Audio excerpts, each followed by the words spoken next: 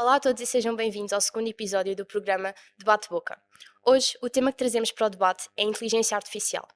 Se, por um lado, esta tecnologia traz inovação, eficiência e novas oportunidades, pode, por outro, estar na raiz de algumas questões éticas, sociais, profissionais que não devem ser ignoradas.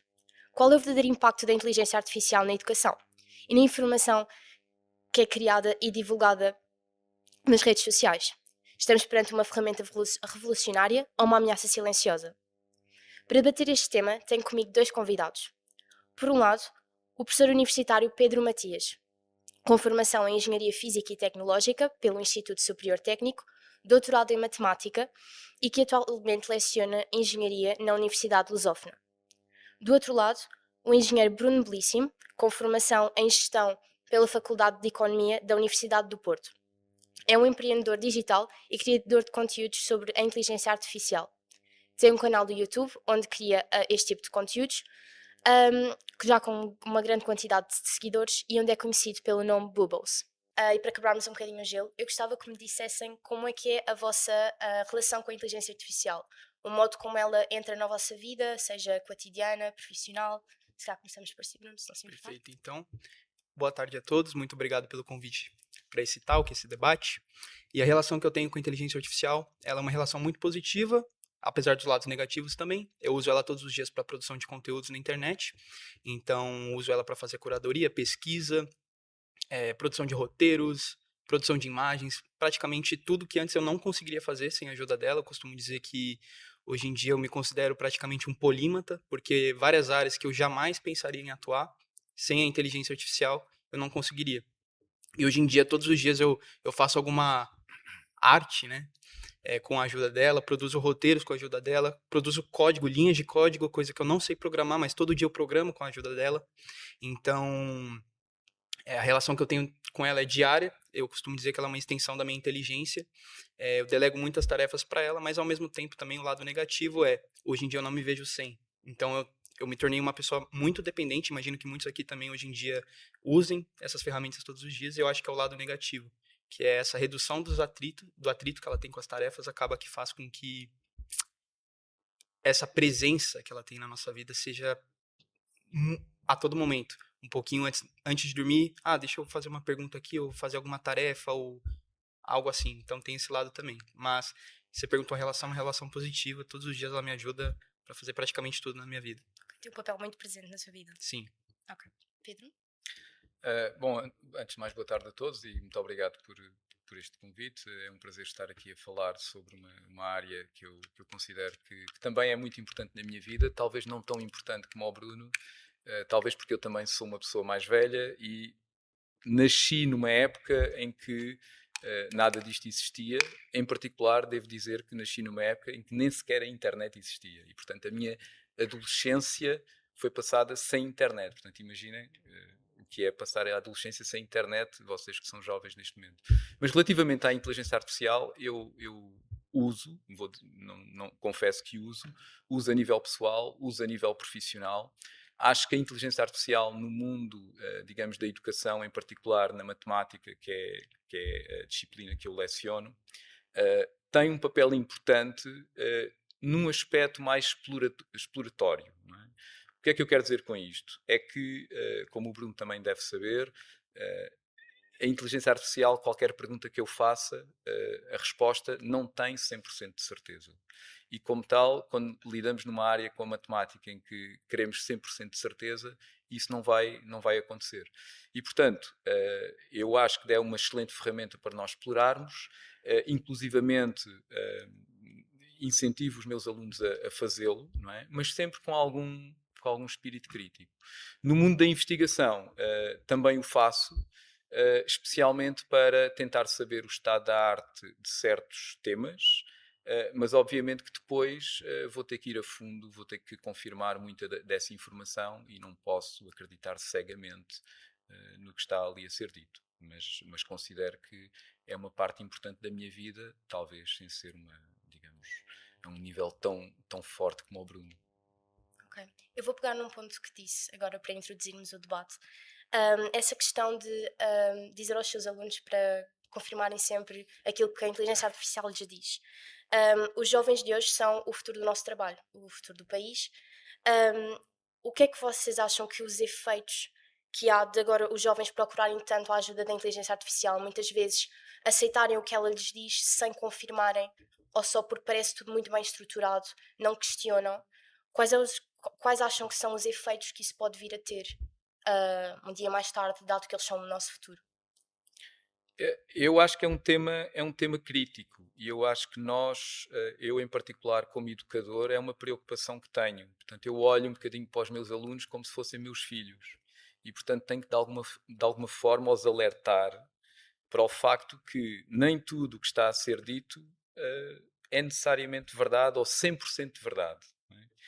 E, portanto, eu acho que a ferramenta é uma ferramenta extraordinária. Eu diria que na sequência, digamos, das ferramentas que foram aparecendo na minha vida desde a adolescência, começando pela internet, ou antes da internet, o computador, não é?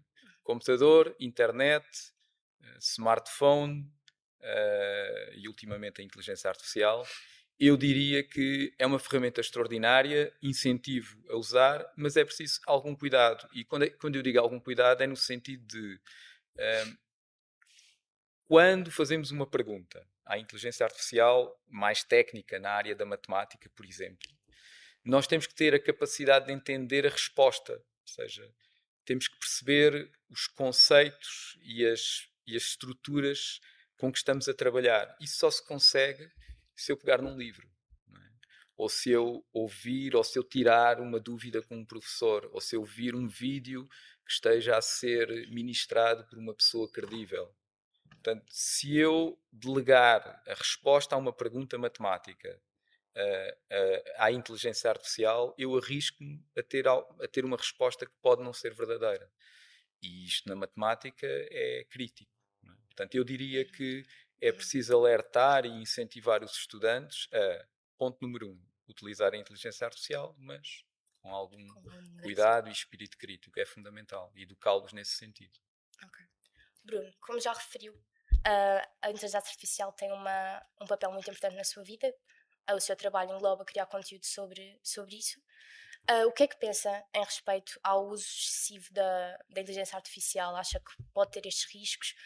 Se concorda com o que o Pedro disse em relação a um pensamento crítico? Se acha que pode ser afetado dos jovens ou mesmo do público adulto?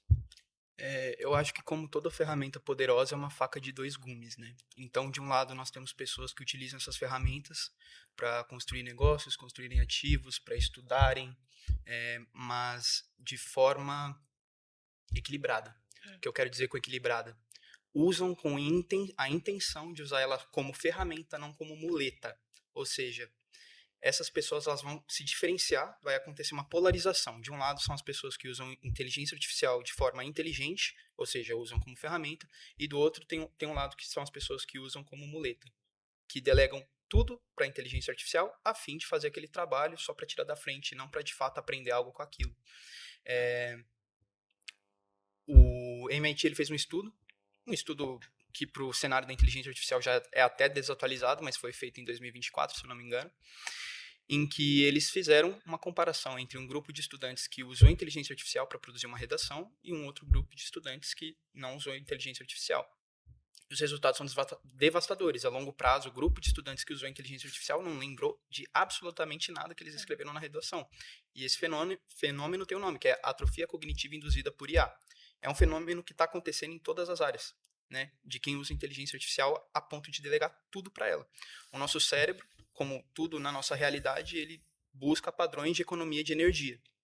A partir do momento que você começa a delegar o que você tem para fazer para a inteligência artificial, o seu cérebro ele vai começar a reduzir as conexões que ele faz e você vai perder essa habilidade ao longo do tempo. O problema da inteligência artificial é que ela não é uma ferramenta que atua só em uma área, por exemplo, calculadora, né? Que a principal tarefa dela é realizar cálculos matemáticos com uma velocidade que a gente não consegue. Inclusive, quando ela foi inventada, também olharam para ela como se fosse um risco. O problema da inteligência artificial é que ela está presente em praticamente todas as áreas do conhecimento humano, e hoje em dia, em que tudo é feito por meio de computadores, por meio da comunicação, né, textos escritos, então ela permeia tudo. E se a pessoa ela não conseguir separar quando ela deve usar para conseguir determinado objetivo, ou simplesmente usar por usar, e um detalhe, né? Ferramentas como ChatGPT, Cloud, Gemini, etc., eles têm os mesmos mecanismos que redes sociais usam para manter a gente preso dentro da plataforma. São tão viciantes quanto. Então, assim, é um problema que, na minha opinião, também é muito crítico. As pessoas utilizarem demasiado. Experiência própria, eu uso essas ferramentas todos os dias há pelo menos 3 anos, né? E um dos motivos que fez eu começar a estudar inteligência artificial foi porque, numa aula que eu estava tendo na FEP, o professor fez uma pergunta, e todo mundo com o computador na mesa, com o chat GPT aberto, isso em 2023, e eu vi todo mundo dando uma resposta muito parecida. Ou seja, uma coisa que vai acontecer também, padronização do conhecimento. Ou seja, os gênios de antigamente, que hoje em dia a gente fala, nossa, não se fazem mais gênios como antigamente. Vai ficar cada vez mais escasso também.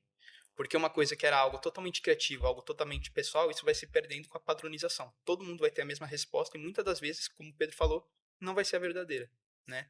Aí alucina, então, na minha opinião, é um problema também. Quer dizer que em contexto, por exemplo, universitário, essa sobre a utilização excessiva vai acabar por limitar a criatividade nestes jovens universitários que estão quase a entrar para o mundo do trabalho. Acredito que vai acontecer uma separação muito grande. Vou dar o meu caso de exemplo. Eu me considero uma pessoa muito criativa e o uso da inteligência artificial para mim é muito positivo porque ela acaba ampliando a minha criatividade, porque eu não simplesmente peço para ela me dar algo pronto, mas eu peço para ela me ajudar a desenvolver um workflow ou fazer um brainstorm junto comigo, porque assim é muito mais positivo. Eu uso a inteligência artificial para ela estimular o uso do meu cérebro. Agora, as pessoas que fazem isso apenas para fazer a tarefa porque tem que fazer, aí sim vai ser negativo o uso, né? A curto prazo ela vai achar que é positivo, mas a longo prazo ela vai se prejudicar. Ok. Pedro, acha que você que é do meio universitário, acredita que, por exemplo, os seus alunos, o pensamento crítico deles está a ser limitado por uso excessivo? Se nota isso na sua carreira? Eu acho que concordo em absoluto com o que o Bruno disse, que é a diferença entre usar a inteligência artificial como extensão do nosso conhecimento ou usar como ferramenta, não é? Ou como muleta. Ou seja, uma pessoa que usa a IA como muleta sem saber o que é que está a fazer, não é? Não vai aprender absolutamente nada, portanto está-se a auto-enganar. Além de que, do ponto de vista ético, é muito questionável entregar um trabalho feito por IA para uma disciplina que está a fazer, não é? E no fundo isso eu acho que vai ter consequências altamente danosas a longo prazo para o seu crescimento intelectual. Portanto, nós podemos andar aqui às voltas com isto e penso que o Bruno que é um utilizador mais assíduo do que eu, percebe que a ferramenta tem vantagens absolutamente extraordinárias. É uma ferramenta absolutamente excepcional. Agora, depois carece de, em qualquer tema onde nós nos estamos a movimentar e fazemos uma pergunta à IA, nós temos que saber o que é que estamos a fazer. E como é que isso se consegue fazer? Não é com a IA, certamente. Ou seja, a IA pode dar um impulso para eu tomar contacto com uma certa realidade, mas eu depois tenho que ter fontes credíveis onde eu saiba exatamente o que é que estou a fazer. Por exemplo, o Bruno deu um exemplo que eu acho que é muito, muito interessante, que é o de escrever código, por exemplo, que poupa imenso trabalho para quem é um programador, não é? Eu também muitas vezes peço ao ChatGPT para escrever-me linhas de código de uma linguagem que é o LaTeX, que permite produzir textos de alta qualidade tipográfica. E ele produz-me o código e eu depois, como eu sei programar naquela linguagem, o que eu vou fazer é faço copy-paste do código e depois altero em conformidade com o que eu quero, porque ele às vezes não dá a resposta exatamente como eu gostava que ele desse. Porquê é que eu consigo fazer isso? Porque eu sei programar em LaTeX. Portanto, é sempre a mesma lógica. Eu faço uma pergunta à IA sobre um determinado tema, mas eu conheço o tema, eu conheço as estruturas. Eu sei que ela muitas vezes não me vai dar exatamente aquilo que eu quero, mas eu consigo dar ali uns retoques e fica tudo bem no final. Se eu usar aquilo como muleta e for completamente cego em relação ao tema, ela pode cuspir o que quiser e eu vou aceitar cegamente. Portanto, Sem questionar. exato, isso se nós enverdarmos por esse caminho, em particular os jovens, não digo só os jovens, eu acho que adultos também podem enverdar por esse caminho, isso é altamente danoso para o nosso crescimento intelectual. Acha que hoje em dia também os adultos estão a sobreusar a Ai, IA? não tenho dúvidas nenhumas. Não tenho dúvidas nenhumas. O Bruno também tocou num ponto muito interessante, que é a IA está feita exatamente como as redes sociais, para captar a nossa atenção. Não é? E, portanto, é viciante. Não é? Eu, se calhar, uso mais a inteligência artificial hoje do que usava há um ano atrás. De um momento para o outro, achei que valia a pena pagar uma subscrição do ChatGPT. E há um ano não pagava, não é? Porque será, não é? De alguma maneira, senti-me atraído por muitas das coisas, por muitas das respostas que a IA me dava. Mas a grande vantagem que eu sinto em relação... Não é vantagem, mas é a consciência que eu tenho em relação ao que ela me está a dizer e a não aceitar cegamente o que ela me está a dizer, deixa-me um bocadinho mais tranquilo. Agora espero que a IA não me capture completamente e me torne viciado a 100%. Mas acho que não. Eu sou mais velho, parece-me que sou um bocadinho mais resistente a essas coisas. Ok. Agora queria-me focar um pouco na parte do mundo do trabalho. Está relacionada com o que temos estado a falar, mas há muita questão agora de a IA ir substituir as pessoas, substituição de pessoas. Há quem veja a inteligência artificial no mundo do trabalho como uma verdadeira ameaça, mas há quem a considere uma criadora de novas oportunidades, um meio para transformar profissões em vez de eliminá-las. Eu gostaria de saber um bocadinho a vossa posição quanto a isto. Se calhar começo por si, Pedro, agora. Eu sou um otimista, ou seja, eu acho que a IA é exatamente uma ferramenta que apareceu no século XXI, exatamente como outras ferramentas foram aparecendo no passado. O Bruno há bocadinho falava da calculadora e eu olho para isto exatamente da mesma maneira. E sempre que aparecem ferramentas disruptivas, isso tem impacto no mundo do trabalho. Portanto, o que é que eu acho que vai acontecer, e acho que é o que toda a gente concorda que vai acontecer, é que certas profissões vão desaparecer e vão aparecer outras novas que nós nem fazemos a mínima ideia quais serão. E, portanto, eu não vejo isto como uma coisa negativa, vejo isto como uma oportunidade. Portanto, hoje há estas profissões, amanhã haverão outras, que muitas delas desapareceram porque a IA nos simplifica a vida, mas eu acho que isso é um aspecto positivo e é um aspecto de evolução do ser humano e da civilização em geral. Bruno, o que é que acha daquilo que o Pedro disse? Eu penso da mesma forma. Eu vejo a inteligência artificial de forma muito positiva, mas ao mesmo tempo também reconheço que há muitas áreas que serão afetadas, como toda evolução, né, revolução industrial, mesma coisa aconteceu, a gente está vendo esse mesmo movimento acontecendo novamente.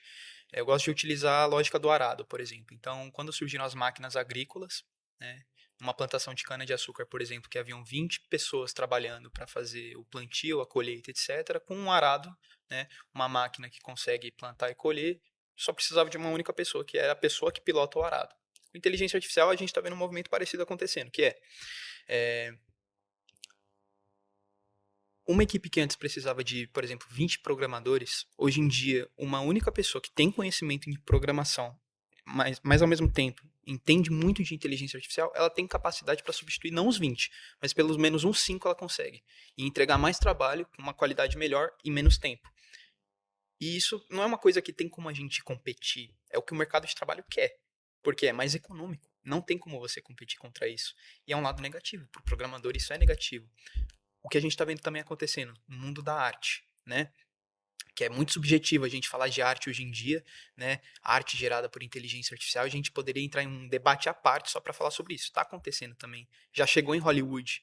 Tem atores que estão vendendo as suas imagens para a inteligência artificial gerar, né? Eles em filmes comerciais. O próprio Keb Lame, aquele TikToker, né, que fazia vídeos assim, ele mesmo vendeu os direitos da imagem dele por $1 bilhão para uso comercial, 100% feito por inteligência artificial. Então, assim, é um pouquinho até complicado quando a gente chega nessa parte de falar sobre o futuro do trabalho. Mas o movimento que está acontecendo é as pessoas que estão estudando inteligência artificial, que estão se aprimorando, usando essas ferramentas, como falei, né, na resposta da pergunta anterior, de forma inteligente, são essas pessoas que vão se diferenciar no mercado e são essas pessoas que vão acabar ficando com a vaga daquelas pessoas que negam a tecnologia. que é algo que está acontecendo muito também. Ok, eu queria só tocar em um ponto que disse logo ao início dos programadores, que antes era preciso 20 e agora se calhar um ou dois conseguem fazer esse trabalho. Como é que acha que esses 19 que se calhar perdem o emprego, como é que acha que seria a visão deles? Boa pergunta. Assim, eu não sou programador, por mais que o programa não tenha um lugar de fala, mas eu vejo pelo meu próprio público que existe essas duas visões. A visão de quem sabe que tem o potencial de ser substituído e essa pessoa ela vai se preparar de alguma forma, vai buscar outro tipo de formação, algum tipo de competência, e tem a pessoa que vai ficar lá vendo a evolução acontecer, ela vai ficar parada negando essa evolução. Tá acontecendo também. Mas eu acho que, assim, do ponto de vista como um todo, do cenário macro, não só de programador, mas todas as áreas de profissão, Sim. eu acho que é negativo. Não é legal você saber que está acontecendo demissões em massa em praticamente todas as áreas do conhecimento, porque existe uma ferramenta que faz o seu trabalho não necessariamente melhor, mas ele entrega aquilo que precisa ser feito mais rápido e mais barato. Porque uma IA não tem direitos, né? Uma IA não precisa tirar férias, não precisa comer, só beber muita água, né, e energia, mas é isso. Então, assim, eu acho que é negativo, mas é uma coisa que está acontecendo, não tem como negar. Mas, por outro lado, acrescentando o que o Pedro falou, eu sou muito otimista com inteligência artificial também. Muitos novos empregos surgirão, né? Pessoas que devem aprender a utilizar a inteligência artificial, segurança vai aumentar muito, porque programadores que programam com IA, o código vem com muitos riscos de segurança. Quem é que vai fazer a segurança? Né? A própria IA vai fazer segurança? Também. Mas tem que ter alguém por trás. Então, novos empregos vão surgir. Faz parte, toda tecnologia que surge acontece isso. Então se calhar vai aumentar a competição entre os trabalhadores? Vai. Eu creio que sim. Ok. Então, hum, para além da forma como usamos a inteligência artificial, é importante olharmos para a informação que ela produz. E aqui vem a questão da desinformação, que é uma palavra muito conhecida atualmente, é muito falada, muitos debates. Pedro, como é que acha que se combate a desinformação, que é um problema tão atual, como disse, quando a própria tecnologia parece estar a criá-la? A tecnologia que tem um papel tão importante e está tão presente em todo o lado? Sim, é um problema, quer dizer, é uma questão de resposta. Não digo que seja difícil, mas eu acho que o primeiro passo para o combate à desinformação é a tomada de consciência que as respostas que a IA está a dar não são 100% credíveis. Esse é a primeira tomada de consciência. Posto isto, eu acho que sempre que nós procuramos informação, queremos a informação o mais credível possível e, em particular, se procuramos informação num tema que estamos a estudar e queremos ir a fundo e queremos entender verdadeiramente o tema, então, ao usar a IA pode funcionar como este kick-off, digamos assim, de nos abrir um bocadinho, digamos, o véu sobre a área que estamos a explorar, mas depois temos que ir procurar fontes credíveis. E para mim, as fontes credíveis vão ser sempre ou livros, ou aulas, videoaulas gravadas por pessoas que se basearam em livros, portanto, em fontes que têm, digamos, a verdade sobre o tema que nós estamos a estudar. Portanto, o combate à desinformação passa sempre por nós termos esta consciência de que a IA não está a dar, ou pode não estar a dar, uma resposta 100% credível, e a partir daí nós irmos confirmar essa informação nas tais fontes credíveis. Eu acho que é a única maneira de nós combatermos essa desinformação, sob pena de nós, enfim, vivermos num mundo repleto de mentiras, não é? E se nós nos conformarmos com isso, então eu diria que caminhamos para o colapso da nossa civilização e até para aquilo que eu diria a estupidificação da civilização. Por causa disso, até me lembrei de um filme que, que eu vi há uns 3 anos atrás. O filme é do início do século XXI e o filme chama-se Idiocracy. Não sei se conhecem. Muito bom esse filme. É um excelente filme que mostra exatamente um bocadinho desta realidade. É que se nós não tomarmos algum cuidado com termos espírito crítico sobre aquilo que estamos a receber, se calhar daqui a 500 anos, como no filme, vamos ter uma população mundial completamente estúpida e onde se calhar o conhecimento vai estar concentrado apenas num núcleo muito restrito de pessoas. Portanto, se quiser, é a antítese da democracia do conhecimento. Não é? Acredita que o que define essas pessoas que terão esse conhecimento é o facto de elas procurarem informações, por exemplo, os livros, informações fidedignas? Acredito que sim. Eu sou um consumidor ávido de livros e considero que o livro, apesar de ser uma coisa muito old school, tem resistido completamente digamos, à seta do tempo e para mim continua a ser a fonte mais credível sobre o que eu quero, o que quer que seja que eu aprenda, será sempre num livro, sempre. Não há Uhum. outra, quer dizer, eu posso assistir a um vídeo, posso falar com um colega, mas no final do dia, se eu quero ter um tema organizado, eu vou ler num livro. Obviamente, vou ler num livro escrito por uma pessoa que seja um expert na matéria. Não vou ler um artigo de opinião no jornal, por exemplo. Não é? Isso é Certo. outra coisa. Não é? Uhum. Mas eu considero que o livro, de facto, tem uma função, ainda no século XXI, muito importante. E era importante que os jovens também tomassem consciência disso, não é? Ou seja, que explorassem mais os livros, que olhassem mais para os livros como uma ferramenta de aprendizagem real com informação verdadeira. Essa é a minha visão. O que acha desta questão de priorizar os livros para muitas vezes confirmar a informação que é dada pela inteligência artificial? Acha que é uma maneira de combater a desinformação, como o Pedro disse? Eu acho que é uma das maneiras mais eficientes que a gente tem. Há inúmeros estudos que mostram a eficiência Uhum. que o livro tem é, em trazer informação e meio que edificar, né, o nosso cérebro. É muito positivo, estimula o pensamento crítico, imaginação, etc. Uhum. E o fato de você pegar num livro algo físico já te tira um pouquinho do digital, em que as coisas são muito aceleradas, o formato da tela também faz com que você absorva muito mais informação em menos tempo, então você acaba retendo menos essa informação. E eu queria acrescentar aqui o seguinte,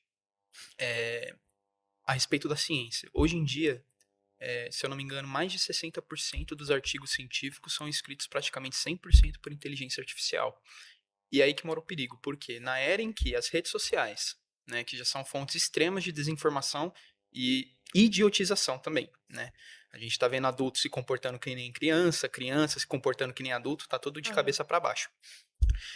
E os artigos científicos, que têm um papel extremamente importante, que são fontes consideradas credíveis, né, do que está acontecendo no mundo afora, hoje em dia muitas estão sendo escritas por IA. E aí você vai ver as fontes que o ChatGPT, Gemini buscam, muitas delas às vezes são no Reddit, que é uma rede social, em que qualquer um pode ir lá e postar. E aí a pessoa escreve um artigo científico baseado nisso, às vezes sem revisão, e aí a outra pessoa vai fazer uma pesquisa e ela vai utilizar esse artigo científico como base para produzir um outro artigo, e aí esse é o problema da inteligência artificial, ou Efeito seja, bola de neve. é um efeito bola de neve. Ela consome tudo que está acontecendo na internet, seja positivo, uma informação credível, como também uma informação negativa. E eu acho que o principal papel da OpenAI, da Anthropic, do Google, é garantir que esses sistemas sejam seguros o suficiente para que não aconteça esse tipo de coisa, porque o que está acontecendo, isso já é atual, a inteligência artificial, ela pega tudo que tem na internet, ela engole, regurgita isso, e aí depois as pessoas pegam isso que ela regurgitou, criam um outro material em cima disso e fica ainda pior. Por mais que ela seja uma ferramenta excelente. Então, assim, a desinformação é um problema que está crescendo muito com a inteligência artificial. Por quê? Agora falando como criador de conteúdo. Uhum. Se eu quiser fazer um vídeo, eu sei como eu posso fazer esse vídeo viralizar só com uma headline chamativa e uma imagem que não necessariamente seja verdade, um clickbait. Só que agora esse conteúdo está aumentando muito, está aumentando exponencialmente. Então qualquer um tem o poder de escalar isso. E algumas pessoas não se importam se isso é verdadeiro, se isso não é. Elas simplesmente jogam para IA e falam: quero que você faça o mais chamativo possível. Óbvio que não é assim, né? Um prompt como esse não Sim. funcionaria. Mas é isso que está acontecendo. Então E a IA está sendo treinada em cima disso tudo que ela cria, em cima de tudo, as mentiras que as pessoas querem contar, ela intensifica. Eu vou trazer até mais um dado relevante aqui. Em 2023, aconteceu.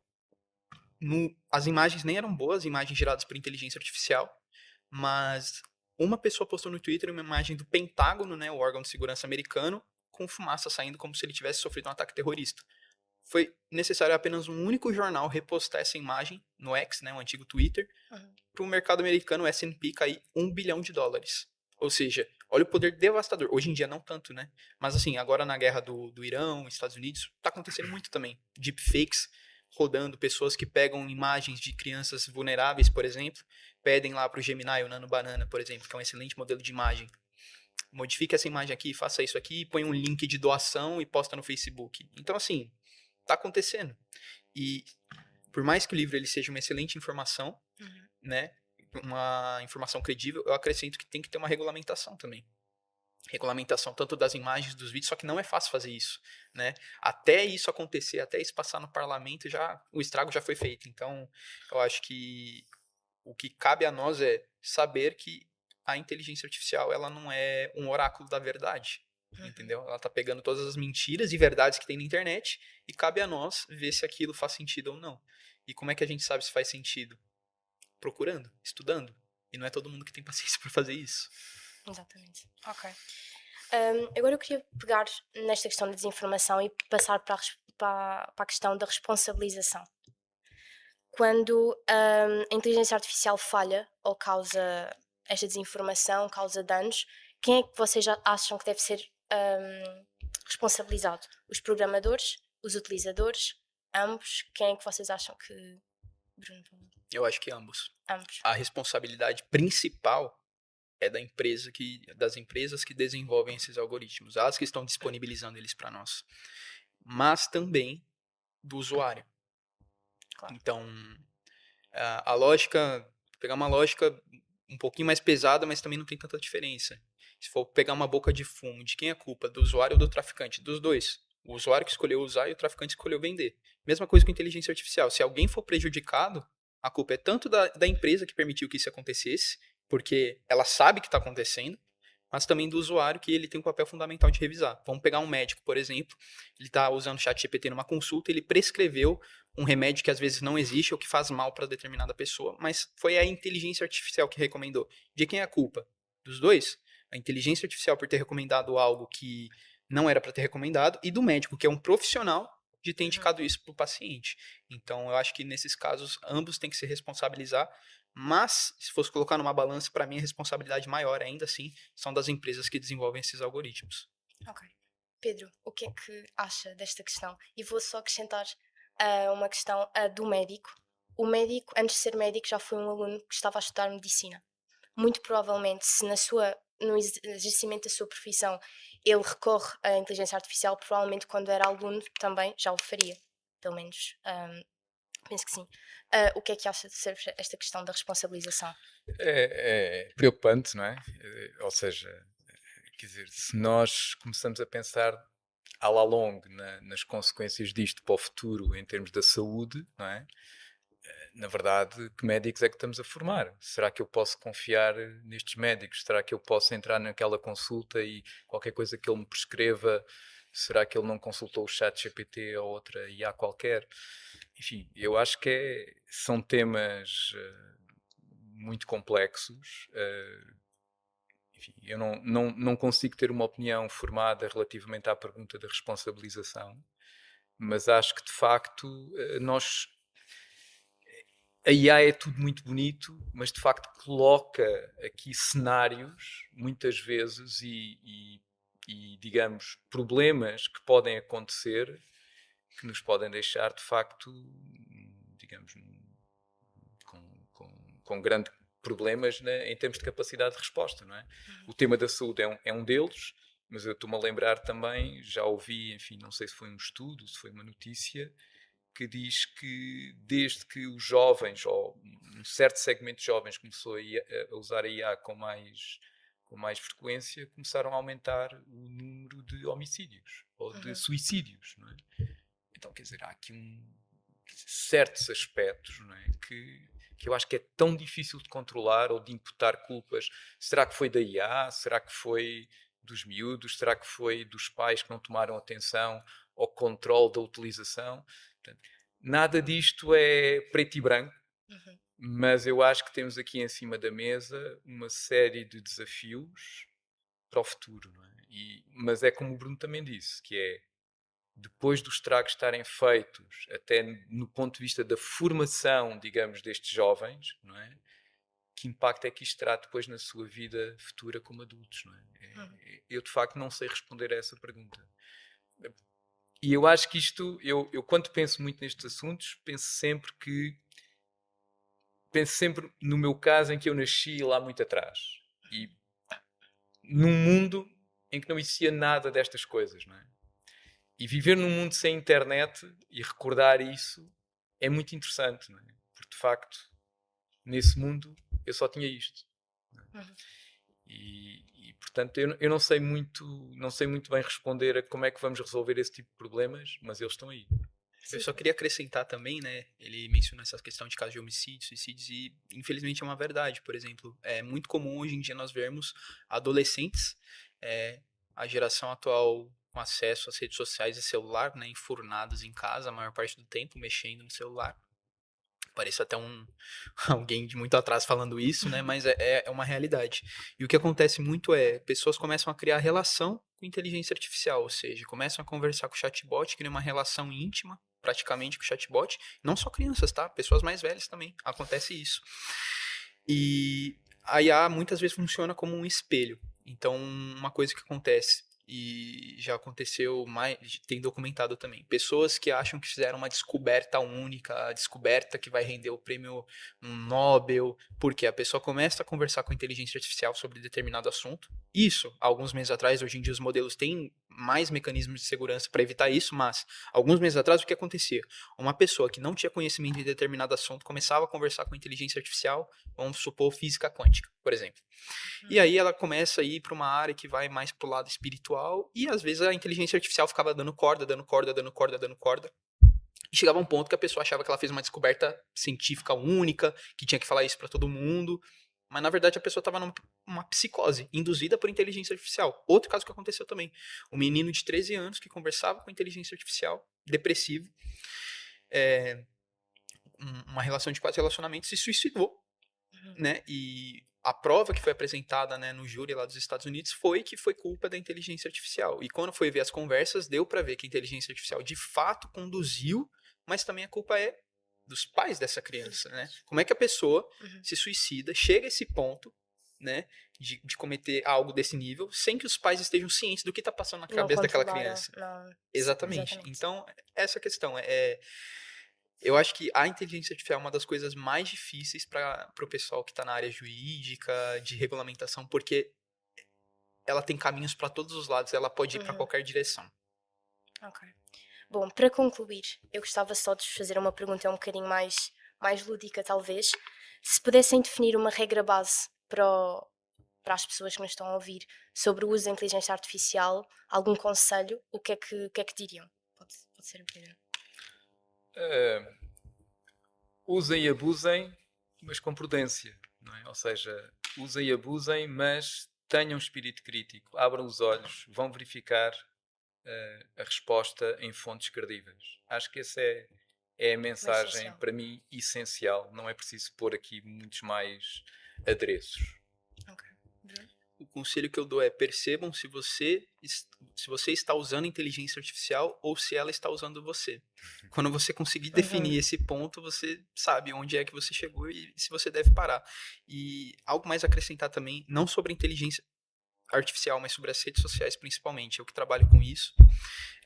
Esses algoritmos, eles são prisões praticamente, e eles usam a inteligência artificial também para manter a gente preso, né? Eles conhecem a gente melhor do que nossos próprios pais, praticamente com alguns minutos de tela rolando vídeo. Então, assim, como o Pedro falou, com prudência. Usem tudo com prudência. Se você for usar a inteligência artificial em excesso, de alguma forma você vai ser prejudicado. Rede social não é muito diferente também. Então, saibam, Uhum. né? Por mais que seja uma excelente ferramenta, eu sei que muitas pessoas estão descobrindo inteligência artificial agora. Você fica empolgado, vou criar um projeto novo, vou começar alguma coisa nova, mas às vezes você tá se colocando numa armadilha por conta dessa empolgação também. Então, tomar cuidado, porque com grandes poderes, né, é até clichê, vem grandes responsabilidades. Então, é isso. Ok. Obrigada aos dois. Obrigada por assistirem. Este foi o segundo episódio do programa Debate Boca.